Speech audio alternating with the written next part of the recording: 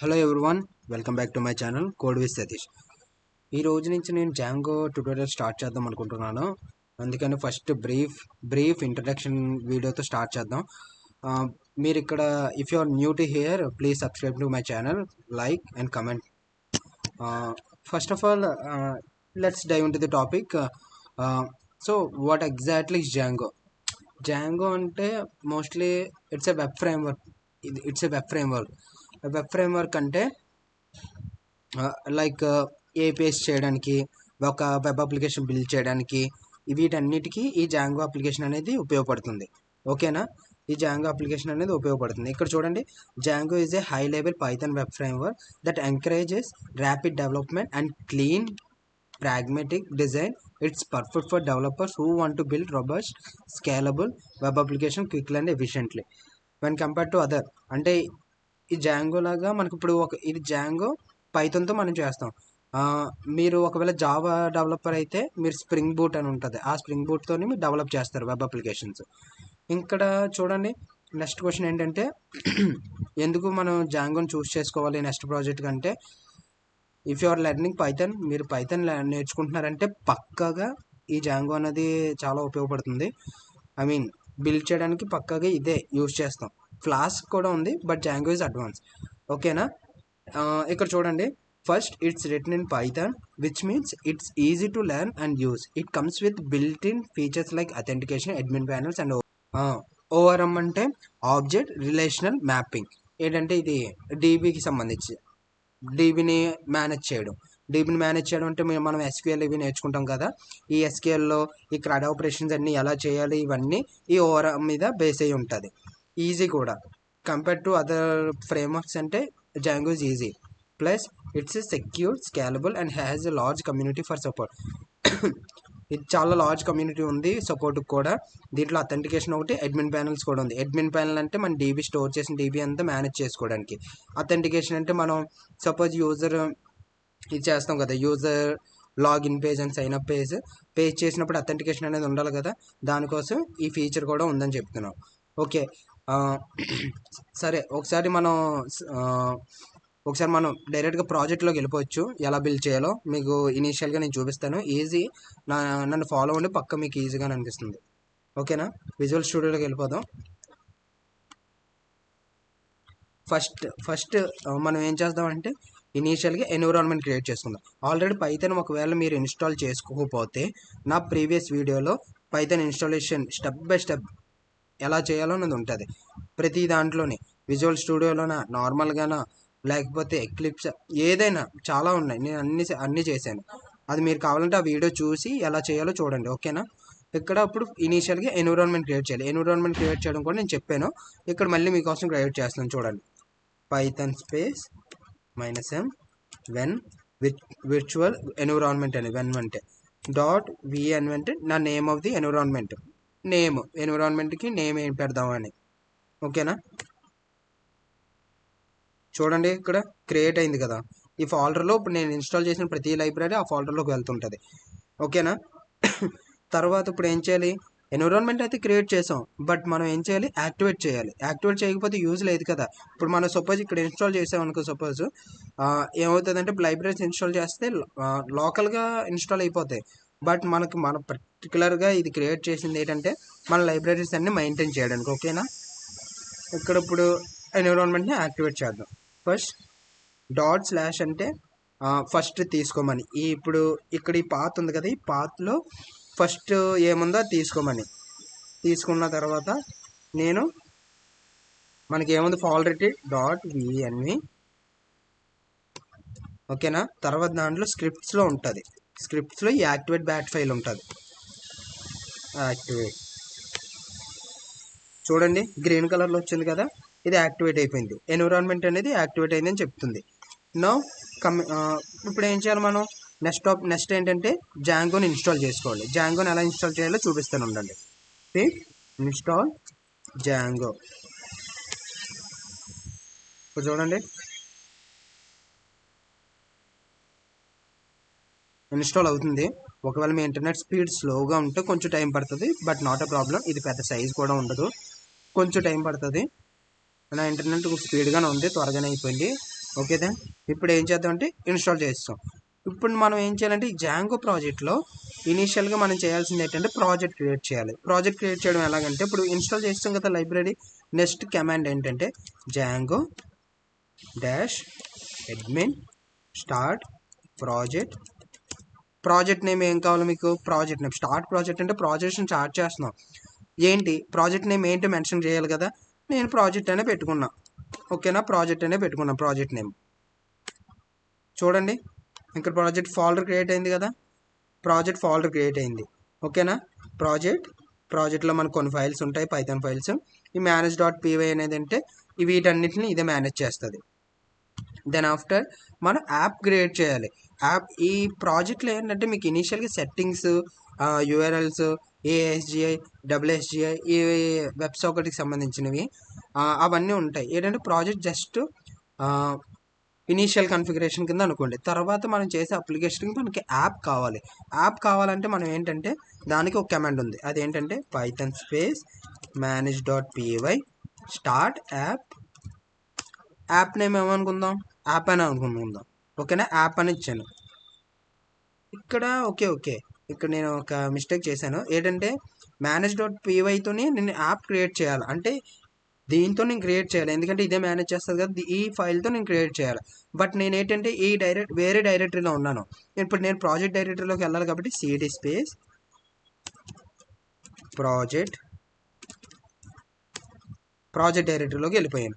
ఇప్పుడు నెక్స్ట్ ఏంటంటే app create చేయాలి. పైథాన్ స్పేస్ manage.py ఇది కమాండ్ యాప్ క్రియేట్ చేయడానికి. ఓకేనా, స్టార్ట్ యాప్. యాప్ నేమ్ ఏమి ఇచ్చుకుంటున్నానంటే యాప్ అనే ఇచ్చుకున్నాం. చూడండి ఇక్కడ యాప్ క్రియేట్ అయింది కదా, యాప్ క్రియేట్ అయిపోయింది. ఓకే, ఇప్పుడు యాప్ క్రియేట్ అయిపోయింది. ఇప్పుడు ఒక్కొక్కటి చూద్దాం ఏంటేంటి వాట్ ఈస్ వాట్ అని చూసి తర్వాత మన అప్లికేషన్ రన్ చేద్దాం. ఓకేనా, ఇక్కడ చూడండి ఫస్ట్ ఏంటంటే ఈ మైగ్రేషన్స్ అనే ఫోల్డర్ ఉంది కదా, ఈ మైగ్రేషన్ ఫోల్డర్ ఏంటంటే నువ్వు డీబీ క్రియేట్ చేస్తావు. డీబీ క్రియేట్ చేసినప్పుడు నీ దాంట్లో నువ్వు క్రియేట్ చేసిన ఫీల్డ్స్ ఉంటాయి కదా, ఫీల్డ్స్ ఏ ఫీల్డ్స్ పెట్టావు, ఏం పెట్టావు, ఇవన్నీ నువ్వు స్ట్రక్చర్ రాసుకున్న తర్వాత నువ్వు మైగ్రేట్ చేయాలి. మైగ్రేట్ చేయడానికి ఒక కమాండ్ ఉంటుంది. ఆ మైగ్రేట్ చేసిన తర్వాత ఏమవుతుందంటే ఈ మైగ్రేషన్లో యాడ్ అవుతుంది. ఈ మైగ్రేషన్లో నువ్వు ఎప్పుడు మైగ్రేట్ చేసినా మొత్తం నీకు ఇక్కడ లిస్ట్లో యాడ్ అయిపోతుంటుంది. అంటే ఈ ఫీల్డ్స్తో నువ్వు ఇప్పుడు క్రియేట్ చేసావు, డీబీ ఎలా స్ట్రక్చర్ ఎలా క్రియేట్ చేసుకున్నావని మనకి ఇండికేట్ చేస్తుంది. ఓకేనా, ఈ మైగ్రేషన్స్ అనేది అందుకు ఉపయోగపడుతుంది.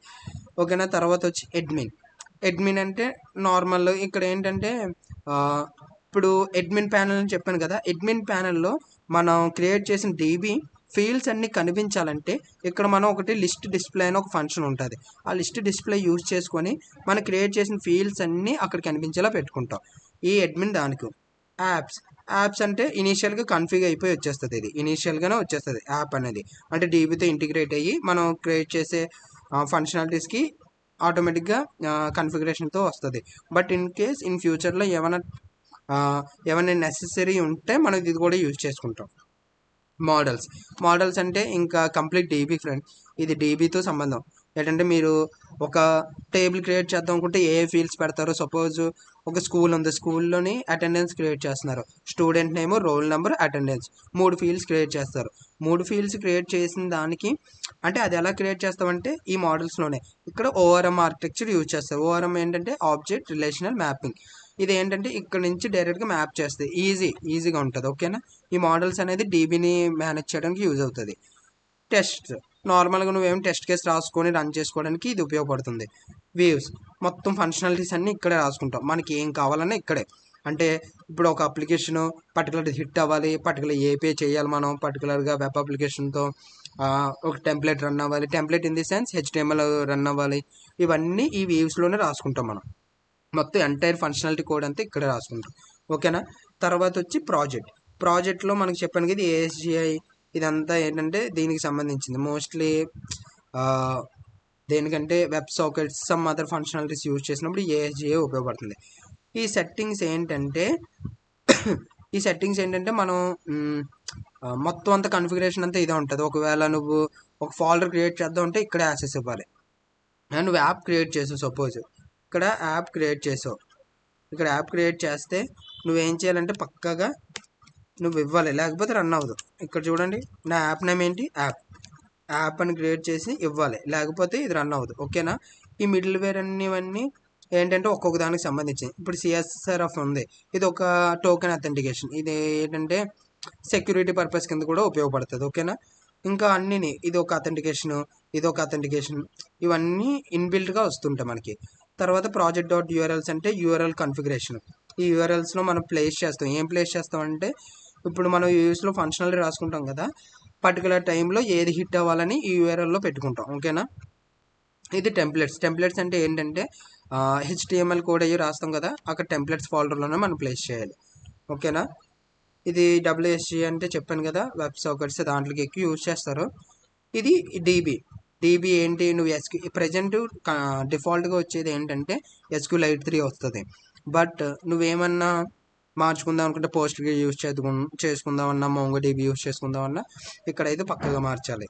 దెన్ ఆఫ్టర్ ఇది అథెంటికేషన్ లెవెల్ ఏంటంటే యూజర్ నేమ్ పాస్వర్డ్ వ్యాలిడేషన్ చేయడానికి ఇవి యూజ్ చేస్తాం. అన్ని డిఫాల్ట్గా వస్తాయి చాలా వరకు, మనం ఎక్స్టర్నల్గా యాడ్ చేస్తాం. ఈ స్టాటిక్ URL అంటే చెప్పాను కదా, ఏ ఫోల్డర్ క్రియేట్ చేసినా పక్కాగా నువ్వు ఇక్కడ కన్ఫిగర్ చేయాలి, చేయకపోతే ఆ ఫోల్డర్ వర్క్ అవ్వదు, అంటే ఆ పాత్ తీసుకోదు. ఓకేనా.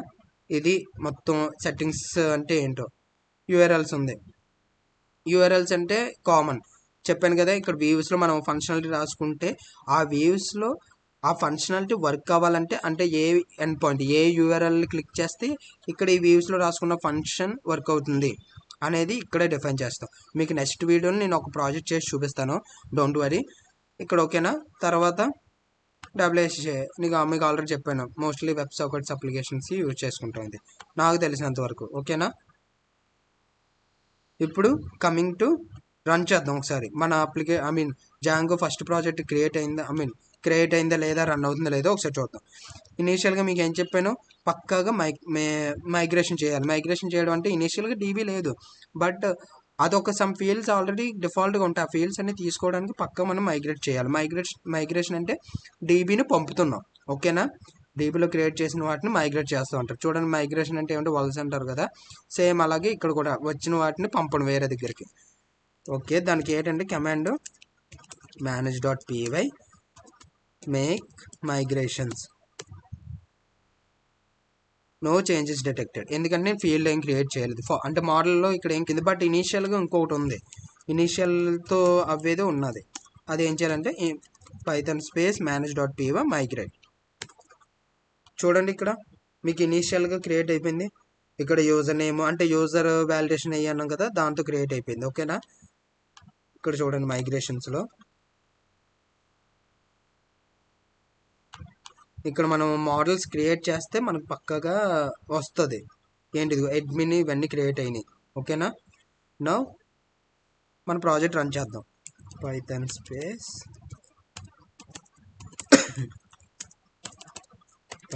రన్ సర్వర్ రన్ చేయాలి. ఓకేనా. ఇది 8000 పోర్ట్ మీద రన్ అవుతుంది ఇనీషియల్గా. ఓకేనా. ఇక్కడ మనం ఇది కాపీ చేసుకొని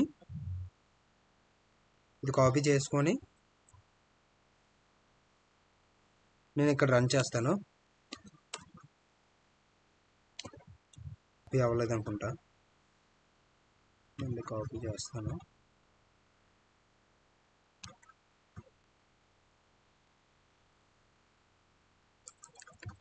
కరెక్ట్గా ఉండాలి, ఇదే URL. చూడండి, the install worked successfully, congratulations. అంటే మనం Django configuration introduction part complete అయిపోయింది. ఓకేనా. మీకు అర్థమైంది అనుకుంటున్నాను నేను. ఐ హోప్ మీకు అర్థమైందని అనుకుంటున్నాను. మీకు ఏమైనా డౌట్స్ ఉంటే కమెంట్ చేయండి, నేను పక్కాగా సాల్వ్ చేస్తాను. ఏమైనా సజెషన్స్ ఇద్దాం అనుకున్నా ఇవ్వండి, నేను ఇంప్రూవ్ చేసుకుంటాను.